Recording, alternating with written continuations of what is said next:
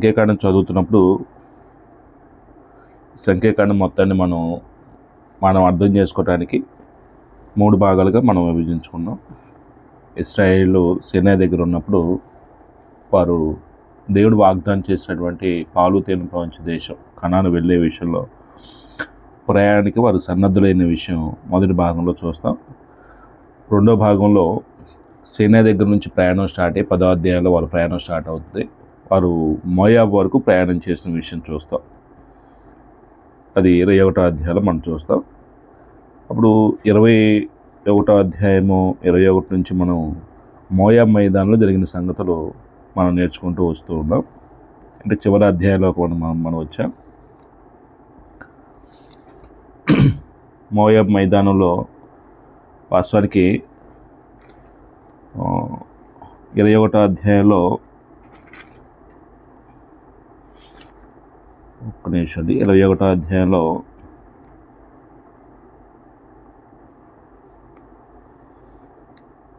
అంటే వీళ్ళు యొర్దాను తూర్పు భాగాన్ని జయించిన విషయం మనం చూస్తాం. బాషాన్ రాజుని ఓగుని, హెష్బోన్ రాజుని సీహోన్ని జయించిన విషయం మనం చూస్తాం.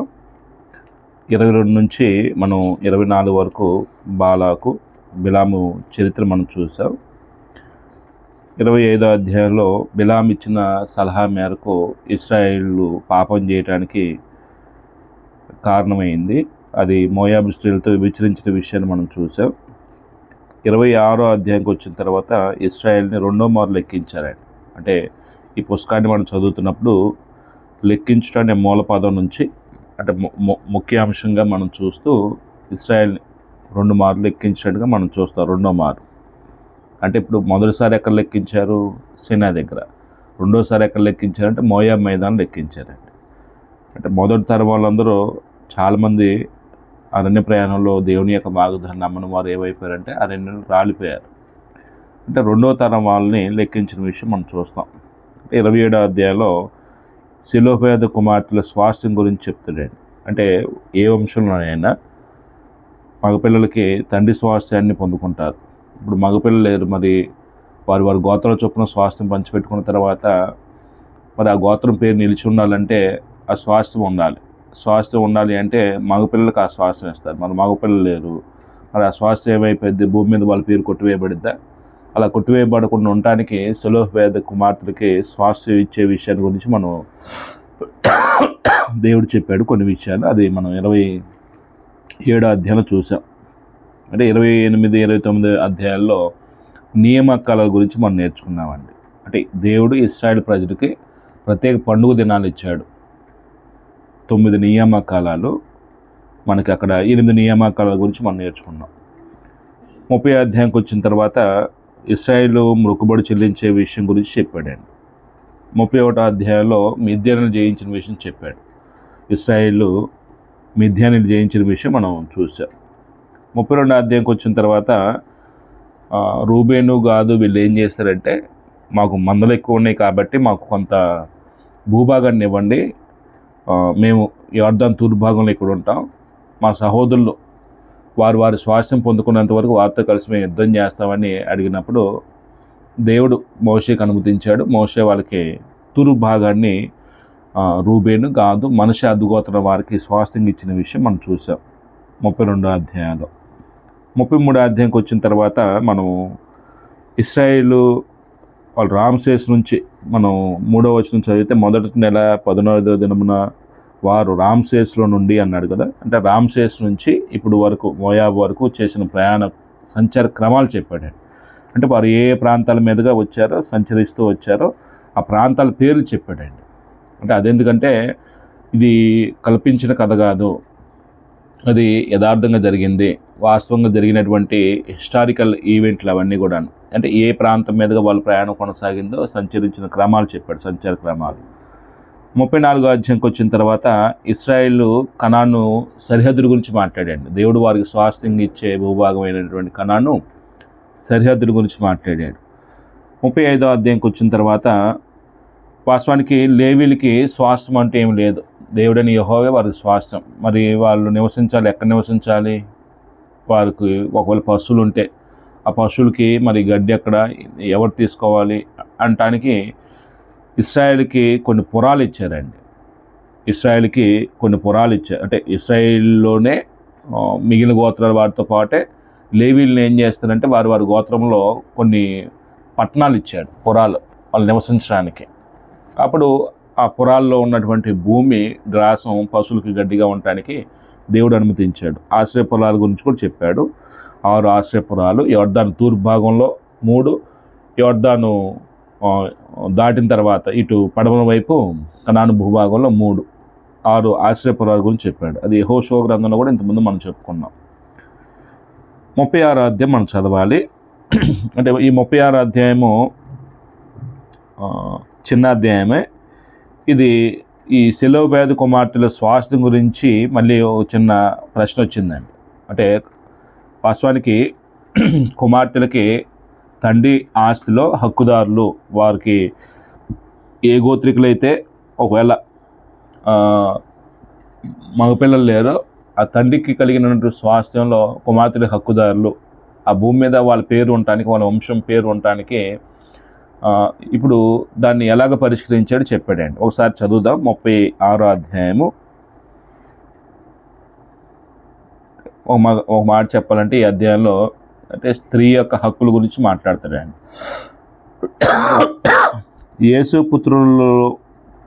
యేసుపుత్రుల వంశములలో మాకీరు కుమారుడును మనషే మనుముడైన గిలాదు యొక్క పుత్రవంశముల పెద్దలు వచ్చి మోషే ఎదుటను ఇశ్రాయేల్ పితరుల ప్రధానుల ఎదుటను మాట్లాడి ఇట్లండ్రి.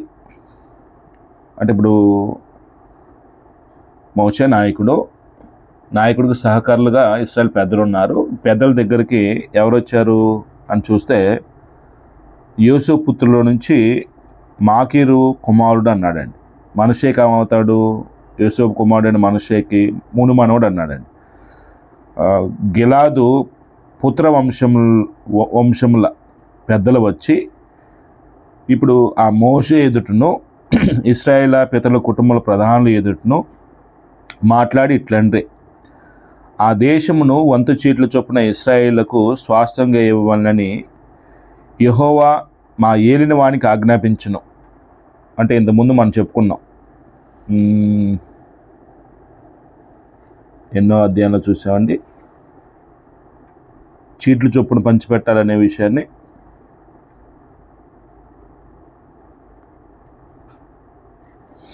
గుర్తుందా? ఏ అధ్యాయంలో చూసాం?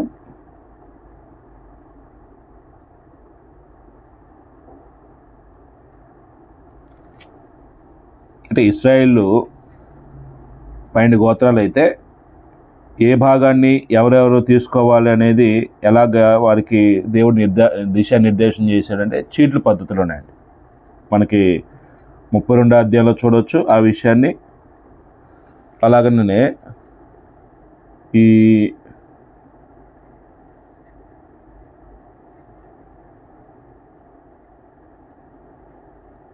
34వ అధ్యాయం కూడా చూడవచ్చండి. 34వ అధ్యాయం 16 నుంచి చదివిన ఆ విషయాలు మనకు కనబడతాయి. ఎవరెవరు పంచిపెట్టాలో గోత్ర ప్రధానులు. రైట్. అంటే ఇప్పుడు మోషేకి దేవుడు ఆజ్ఞాపించిన విధంగా చీట్ల పద్ధతిలో ఇశ్రాయేలుకి వారి వారి గోత్రాల చొప్పున స్వాస్థ్యంగా భూభాగాన్ని పంచిపెట్టే క్రమంలో 2వ వచనం అంటాడు, ఆ దేశమును 100 చీట్ల చొప్పున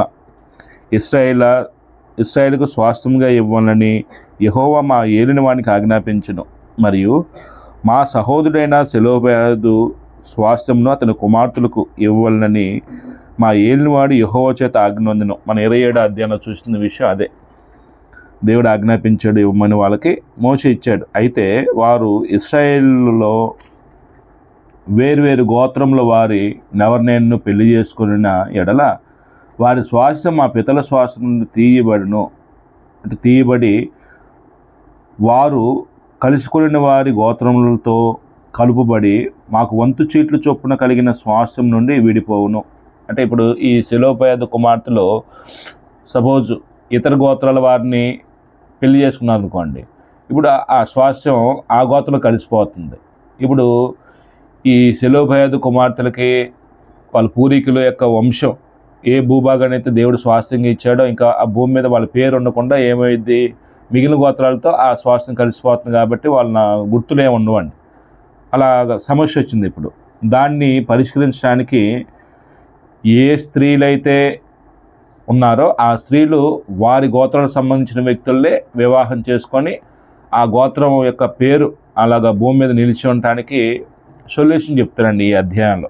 అంటే ఈ అధ్యాయం అంతా ఏముండిద్దాయి అంటే, సెలోపెహాదు కుమార్తె శ్వాసం పొందిన తర్వాత ఇప్పుడు వారికి పెళ్ళిళ్ళు అవుతే వేరే గోత్రాల వాళ్ళు పెళ్లి చేసుకుని వెళ్ళిపోతే వీళ్ళు ఏమవుతారు, ఆ గోత్రంలో కలిసిపోతారు. కాబట్టి ఇంకా ఈ ఈ సెలోపెహాదు కుమార్తెకి ఉండవలసినటువంటి స్వాస్థ్యం, వాళ్ళ పితరులకు ఉన్నటువంటి స్వాస్థ్యం ఆ గోత్రంలో కలిసిపోద్దండి. ఇంకా భూమి మీద వీళ్ళ యొక్క నమూనా ఏమి ఉండదు. కాబట్టి భూమి మీద వాళ్ళ గుర్తులు అలా ఉండిపోవడానికి దేవుడు ఒక సొల్యూషన్ చెప్పాడు. ఇక్కడ ఏమంటున్నాడు, 3వ వచనం నుంచి 4వ వచనంకి వెళ్తే, గత 3వ వచనంలో పెళ్లి చేసుకుని ఎలా వారి స్వాస్థ్యం మా పితల స్వాస్థ్యం నుండి తీయబడి వారు కలుసుకున్న వారి గోత్రములతో కలుబడి మాకు వంతు చీట్లు చొప్పున కలిగిన స్వాస్థ్యం నుండి విడిపోవును.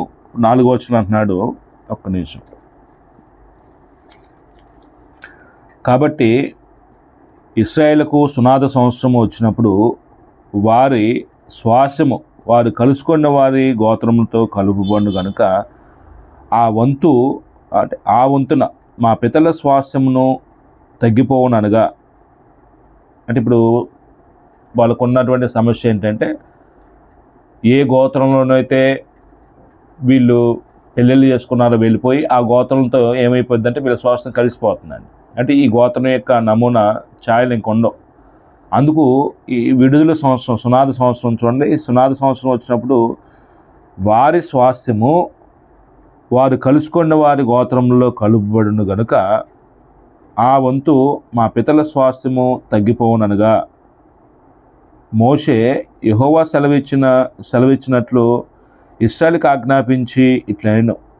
యోసేపు పుత్రుల గోత్రములు చెప్పింది న్యాయమే.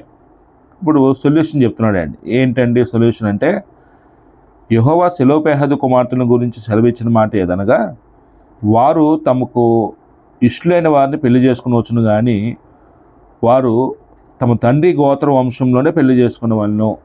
అంటే ఏ గోత్రానికి సంబంధించినటువంటి స్త్రీలు ఆ గోత్రంలోనే పెళ్లి చేసుకోవాలి. ఇప్పుడు అది ఇక్కడ ఎందుకంటే ఆ గోత్రం భూమి మీద నిలిచి ఉండటానికి వారి యొక్క గుర్తు అలాగా ఇశ్రాయేలు గోత్రాల వారు, అంటే దేవుడు 12 గోత్రాల వారికి వారి గోత్రం చొప్పున స్వాస్థ్యం ఇచ్చిన తర్వాత ఈ మనషే కుటుంబానికి సంబంధించిన పేరు భూమి మీద ఉండాలి అంటే ఈ ఆడపిల్లలో వేరే గోత్రాల వారిని కాకుండా వారి గోత్రానికి సంబంధించిన వారిని వివాహం చేసుకోవాలని నియమం చెప్తున్నాను ఇక్కడ. అది ఇక్కడ పరిష్కారం. 7వ వచనం మళ్ళీ చదువుతున్నాను. ఇశ్రాయేలు స్వాస్థ్యము ఒక గోత్రం నుండి వేరే గోత్రమునకు పోకూడదు. ఇశ్రాయేల్లో ప్రతి వాడును తన పితరుల గోత్రమును హత్తుకొని ఉండవలను. మరియు ఇశ్రాయేలుకు వారి పితరుల స్వాస్థ్యం కలుగునట్లు ఇశ్రాయేలు గోత్రములలో స్వాస్థ్యం గల ప్రతి కుమార్తెయు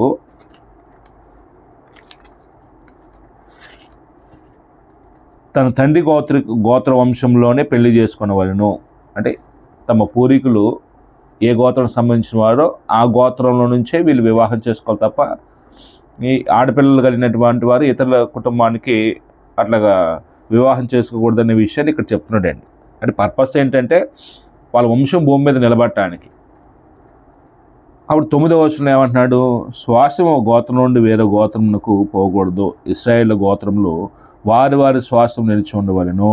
అంటే ఎవరికి దేవుడు స్వాస్థ్యంగా ఇచ్చాడో వాళ్ళకే ఉండాలి తప్ప నాది ఇంకొకళ్ళకి దాంట్లో కలిసిపోకూడదండి. అలా కలిసిపోయింది అనుకోండి, ఇప్పుడు నా ఉనికి ఉండదు, ఇంకా నా గోత్రం యొక్క ఉనికి ఉండదు. అందుకు దేవుడు పరిష్కారం చెప్తున్నాడు. యెహోవా మోషేగా ఆజ్ఞాపించినట్టు సెలోపెహాదు కుమార్తెలు చేసిరి. ఏం చేశారంటే సెలోపెహాదు కుమార్తెలైన ఒక 5 చెప్పాడండి. Mahlah, Tirzah, Hoglah, Milcah, Noah తమ తండ్రి సహోదరుని కుమారులను పెళ్లి చేసుకున్నది. అంటే భూమి మీద వారి వంశం నిలబడటానికి వారి గోత్రాలకు సంబంధించిన వారిని వివాహం చేసుకున్నారండి. అప్పుడు వాస్తవానికి ఇక్కడ ఇదేంటంటే సహోదరులు చేసుకున్నారనిపించింది అండి. అంటే పాపపుణ్యాలు అనేది దేవుడు నిర్ణయించింది. దేవుడు ఏది తప్పు అంటాడో అది తప్పు, దేవుడు ఇలా చేయమన్నప్పుడు అలా చేయకపోవడం తప్పండి. కాబట్టి వాళ్ళ వంశం నిలబడటానికి దేవుడు స్త్రీ యొక్క హక్కులు నిలబడటానికి వంశం భూమి మీద నిర్వీర్యమైపోకుండా తుడిచిపెట్టబడకుండా ఉండటానికి దేవుడు ఏం చేశాడు, ఈ పరిష్కారం చెప్పాడండి. అప్పుడు చివరికి ఏం చెప్పాడంటే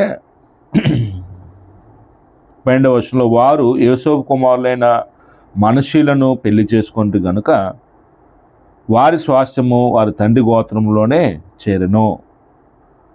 యెరికో వద్ద యోర్దాను సమీపమైన మోయాబు మైదానంలో యెహోవా మోషే చేత ఇశ్రాయేలుకు ఆజ్ఞాపించిన ఆజ్ఞలను ఇవే. అంటే ఈ స్టోరీ అంతా ఎక్కడ జరిగిందండి, దీన్ని బట్టి ఇక్కడ ఈ వచనం ప్రకారంగా యెరికో వద్ద యోర్దాను సమీపమైన మోయాబు మైదానంలో యెహోవా మోషే చేత ఇశ్రాయేలుకు ఆజ్ఞాపించిన ఆజ్ఞలను ఇవే అన్నాడండి. అంటే దేవుడు మోషే చేత ఇశ్రాయేలు ప్రజలకి ఆజ్ఞాపించిన విధులు ఇవి, ఆజ్ఞలు ఇవే. అంటే మోయాబు మైదానంలో ఉన్నారు వాళ్ళు. రైట్. ఈ అధ్యాయాన్ని మనం ఏమాట చేత గుర్తుపెట్టుకోవచ్చండి. అంటే నేనేం రాసుకున్నానంటే కుమార్తెల స్వాస్థ్యం గురించి అని రాసుకున్నాను. కుమార్తెల స్వాస్థ్యం గురించి, స్త్రీ యొక్క హక్కులు, కుమార్తెల స్వాస్థ్యం గురించి మాట్లాడాడు. ఆ వంశం భూమి మీద నిర్వీర్యమైపోకుండా వాళ్ళ పేరు తుడిచిపెట్టబడకుండా ఉండటానికి ఈ గోత్రంలో ఉన్నటువంటి ఆడపిల్లలు అదే గోత్రంలో ఉన్నటువంటి పురుషుల్ని వివాహం చేసుకున్నప్పుడు ఆ స్వాస్థ్యం వేరే వాళ్ళతో కలిసిపోదు, అలాగ ఉండిద్దండి. అంటే ఇది రేర్ కండిషన్, అందరికీ కాదు. మగపిల్లలు లేని ఏ కుటుంబంలో అయితే తండ్రి స్వాస్థ్యం పోగొట్టుకోకుండా కుమార్తెలు తీసుకొని ఆ కుమార్తెల యొక్క స్వాస్థ్యం ఇతరుల భూభాగంలో కలిసిపోకుండా, ఇతరుల గోత్రాలతో కలిసిపోకుండా అలాగ వాని పేరు ఉండటానికి దేవుడు చెప్పినటువంటి పరిష్కారం అండి. ఆ స్త్రీలు ఆ గోత్రంలోనే, ఏ గోత్రికులైతే ఆ గోత్రికులనే వివాహం చేసుకోవాలనే విషయం చెప్పాడు. అంటే కుమార్తెల స్వాస్థ్యం గురించి అనండి 36వ అధ్యాయము. రైట్. ఈ సంఖ్యాకాండం అంతా మనం చదివాం కదండి. ఏముందండి ఈ సంఖ్యాకాండంలో? అంటే ఈ సంఖ్యాకాండంలో మనం గమనించిన విషయాలు ఏంటంటే, వాస్తవానికి దేవుని కోణంలో మనం ఆలోచించేవాడు కొన్ని పుస్తకంలో. దేవుని కోణంలో ఆలోచన చేసినప్పుడు దేవుడు వాగ్దానం చేస్తున్న దేవుడు, ఆయన నమ్మదగిన వాడు. అంటే నమ్మదగిన దేవుడు ప్రజలు ఎన్నిసార్లు తిరుగుబాటు చేసినా, ఎంత అసహనం చూపించినా, ఎంత వ్యతిరేకంగా మాట్లాడినా, తాను పితలకు చేసినటువంటి వాగ్దాన నిబంధనలు బట్టి దేవుడు ప్రజల్ని కాపాడుతూ, దండించవలసిన సందర్భంలో దండిస్తూ, వాళ్ళని సరైన మార్గం నడిపించడానికి దేవుడు ఏం చేశాడంటే, ఇశ్రాయేల్ ప్రజల పక్షాన దేవుడు చాలా సందర్భాల్లో న్యాయంగానే వ్యవహరించాడు. అంటే మనం చాలా సందర్భాలు అనకూడదు, ప్రతి సందర్భంలో ఆయన న్యాయంగానే వ్యవహరించాడు. అంటే వీళ్ళే చాలా సందర్భాల్లో ఏం చేస్తారండి, తిరుగుబాటు చేస్తారండి. తప్పిపోయినటువంటి సందర్భాలు అనేకం ఉన్నాయండి. అంటే దేవుడు తన మాట ఇచ్చిన తర్వాత మాటని తప్పేవాడు కాదు, ఆయన నమ్మదగినవాడు. అంటే దేవుడు తన ప్రజలను కాపాడేవాడు. వాగ్దానాన్ని నెరవేర్చడానికి ఇశ్రాయేల్ యొక్క ఉనికిని భూమి మీద లేకుండా ఎప్పుడు చేయలేదు దేవుడు. దేవుడు అనేక సందర్భాల్లో ఏం చేస్తూ వచ్చాడండి, వాళ్ళు కాపాడుతూ, వాళ్ళకి తప్పు చేసినప్పుడు దండిస్తూ వచ్చాడు. మంచి మార్గంలో నడుచుకోవడానికి వాళ్ళని మాదిరి చూపిస్తూ వచ్చాడు. ఇవన్నీ చేస్తాడండి. అంటే ఇప్పుడు దేవుని కోణంలో మనం ఆలోచన చేసినప్పుడేమో దేవుడు తన ప్రజల పట్ల అమితమైన ప్రేమ చూపిస్తూ, వాళ్ళు మార్గం తప్పిపోతున్నప్పుడు హెచ్చరిస్తూ, వాళ్ళు సరైన మార్గం రావడానికి ఆయన వంతుగా ఏం చేయాలో అన్నీ చేశాడండి. ఆయన మాట ఇచ్చిన దేవుడు నమ్మదగిన వాడు. ఇప్పుడు ఇశ్రాయేల్ ప్రజల దగ్గర మనమే నేర్చుకోవచ్చండి. ఇశ్రాయేల్ ప్రజల దగ్గర మనం, ఒకవేళ నాయకుడి దగ్గర మనమే నేర్చుకోవచ్చు. అంటే మోషే ఈ పుస్తకంలోనే మనం చూసినటువంటి సంఘటన, దేవుడు చెప్పినటువంటి మాటకి బండతో మాట్లాడు అన్నప్పుడు బండను కొట్టాడు కదండి. అంటే నాయకుడికి ఈ పుస్తకం ఏం నేర్పిస్తుంది అంటే, మనం తప్పు చేయకూడదు, నాయకుడు ఎప్పుడు తప్పు చేయకూడదు. నాయకుడు తప్పు చేసినప్పుడు దాన్ని ఆసరా చేసుకొని మిగిలిన వాళ్ళు కూడా ఏం చేస్తారండి, తప్పిదం చేసే అవకాశం ఉండేది. కాబట్టి నాయకుడు ఎప్పుడు తప్పు చేయకూడదు, అంటే మన ఎమోషనల్కి దేవుడి సన్నిధిలో స్థానం ఉండదు, ఉద్రేకపూరితమైనటువంటి ఆలోచనలు నిర్ణయాలకి చోటు ఉండదు దేవుని సన్నిధిలో. దేవుడు ఏం చెప్పాడో అలాగనే చేయాలి తప్ప మనకు నచ్చిన విధానంలో, మనకు తోచిన విధానంలో చేయడానికి దేవుడు అధికారం ఇవ్వట్ల. నాయకుడి దగ్గర నుంచి మనం అది నేర్చుకోవచ్చు అండి. ఇశ్రాయేలు ప్రజల దగ్గర నుంచి మనం ఏం నేర్చుకోవచ్చు? ఇశ్రాయేలు ప్రజలకి దేవుడు వాగ్దానం చేశాడు. వీళ్ళు ఈ పుస్తకంలో వాగ్దానం నమ్మిన వారుగా కనబడతారా, నమ్మని వారుగా కనబడతారా అంటే ఎక్కువ సందర్భాల్లో నమ్మని వారిగానే కనబడతారండి. ప్రతి సందర్భంలో తిరుగుబాట్లు, ప్రతి సందర్భంలో తిరస్కారం, ప్రతి సందర్భంలో వ్యతిరేకంగా మాట్లాడటం, సనుగులు, అంటే ఇవన్నీ ఇశ్రాయేలు చరిత్రలో ఎక్కువగా ఈ సంఖ్యాకాండం పుస్తకంలో కనబడుతాయండి. అంటే రాబో స్వాస్థ్యం దేవుడు వాగ్దానం చేసిన దేవుడు నమ్మదగిన వాడని ఒక నిరీక్షణతో వాళ్ళు విశ్వాసాన్ని కొనసాగించిన వాళ్ళు కాదు. అనేక సందర్భాల్లో నాయకుడి మీద తిరుగుబాటు చేశారు, అలాగనే నాయకులు పాపం చేయడానికి కారణమయ్యారు, అలాగనే దేవుని మీద కూడా సనుక్కొని దేవునికి కూడా వ్యతిరేకంగా మాట్లాడిన సందర్భాలు ఉన్నాయండి. కాబట్టి ఈ ఇశ్రాయేలు ప్రజల దగ్గర మనం అది నేర్చుకోవచ్చు. అబద్ధ ప్రవక్త ఒక ఆయన ఉన్నాడు, లేకపోతే తప్పుడు బోధ చేసిన ఒక ఆయన ఉన్నాడు. ఎవరండి ఆయన? ఇశ్రాయేలు పాపం చేయడానికి కారకుడయ్యాడు ఒక ఆయన. ఎవరండి ఆయన? ఇశ్రాయేలు పాపం చేయడానికి ఒక కారకుడయ్యాడు ప్రవక్త ఈ పుస్తకంలో. అంటే బిలాము దగ్గర నుంచి కూడా మనం పాట నేర్చుకోవచ్చు అండి. డబ్బు కక్కుతుబడి మనం దుర్బోధ చేయకూడదండి. అధికారాన్ని కక్కుతుబడి, ఘనత కక్కుతుబడి, ఎదురు వాళ్ళు ఏదో ఇస్తారని వాళ్ళకు అనుకూలమైన బోధ చేయడానికి ప్రయత్నం చేయకూడదండి. దేవుడు ఏదైనా చేయగలడండి. గాడి చేత మాట్లాడిచ్చాడు, బుద్ధి చెప్పించాడంటే దేవునికి అసాధ్యమైనది ఏముందండి? కాబట్టి ఇలాగ పుస్తకం చదువుతున్నప్పుడు దేవుని కోణంలో ఆయన ఎలాంటి నీతిపరుడుగా తను కనపరుచుకుంటాడో, ఆయన యొక్క సర్వశక్తిని బట్టి ఆయన యొక్క వ్యక్తిత్వాన్ని ఎలాగా ఆయన కనపరుచుకుంటూ వస్తున్నాడో, దేవుని ప్రజలని ఇశ్రాయేలు ఒకవేళ దేవుని వాగ్దానాలు నమ్మిన వ్యక్తులుగా ప్రవర్తించారు, విశ్వాసులు కలిగి అవిశ్వాసులుగా ప్రవర్తించారు, అది మనం చూడాలండి. అలాగనే నాయకుల దగ్గర కూడా వాళ్ళు ఎలా ప్రవర్తించారు, దేవుని యొక్క వాగ్దానాలను నమ్మి ప్రజలు నడిపించే విషయంలో ప్రజలకి దేవుడు అప్పగించిన పనిని ఎంత సమర్థవంతంగా నిర్వర్తించారు, ఈ విషయాలు మనం చూడవచ్చండి. టోటల్గా ఈ పుస్తకాన్ని మనం చదువుతున్నప్పుడు ప్రస్తుత క్రీస్తు యొక్క సంఘాలకి ఈ పుస్తకం ఏం నేర్పిస్తుంది అంటే, ప్రధానమైనటువంటి ఒక గొప్ప సంగతి ఏంటంటే క్రమశిక్షణ నేర్పించిందండి. ఎందుకంటే మొదటి 2 అధ్యాయాలు మనం చదువుకున్నాం. ఇశ్రాయేలు ప్రయాణమై వెళ్తున్నప్పుడు ఒక చోట దిగాలి. ఇప్పుడు ఎవరెక్కడ దిగాలి? 12 గోత్రాల వారు గోత్రానికి వేలల్లో ఉన్నారు. యుద్ధానికి వెళ్ళదగిన వారి సంఖ్య 6 లక్షల కాల్బలం అన్నాడండి. అంటే ఈ 6 లక్షల కాల్బలంలో ఎవరే దిక్కున దిగాలి? కాబట్టి దేవుడు ఒక ప్యాటర్న్ చెప్పాడండి. తూర్పున వీళ్ళు దిగాలి, పడమర వీళ్ళు దిగాలి, ఉత్తరాన వీళ్ళు దిగాలి, దక్షిణాన్ని వీళ్ళు దిగాలి. అంటే తూర్పున ఇప్పుడు యోధావారు దిగాలి, వాళ్ళే దిగాలి తప్ప మిగిలిన వాళ్ళు రావడానికి అధికారం లేదండి. యోధాపాలెంలో ఇంకో 2 గోత్రాలు కలుస్తాయి. అంటే 4 దిక్కుల్ని దేవుడు ఎవరిది ఏ దిక్కుని దిగాలో స్పష్టంగా చెప్పిన తర్వాత వారే దిగాలి తప్ప, వాళ్ళే అక్కడ గుడారాలు వేసుకోవాలి తప్ప ఇంకొకడు వేలు పెట్టడానికి ఇంకొకడు అక్కడికి రావడానికి అధికారం లేదండి. దేవుడు దాన్ని యాక్సెప్ట్ చేయడు.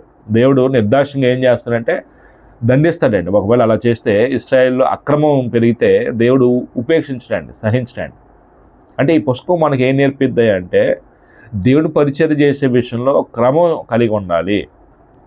ఇప్పుడు మన దేశంలో ఎక్కువ మందికి ఈ క్రమశిక్షణ లేకపోవటం వల్లే ఇన్ని ఇబ్బందులు ఎదురవుతాయండి. ఇప్పుడు బస్సు టికెట్లకి మనం రిజర్వేషన్ చేసుకోవడానికి, ట్రైన్ టికెట్ రిజర్వేషన్ చేసుకోవడానికి వెళ్తామండి.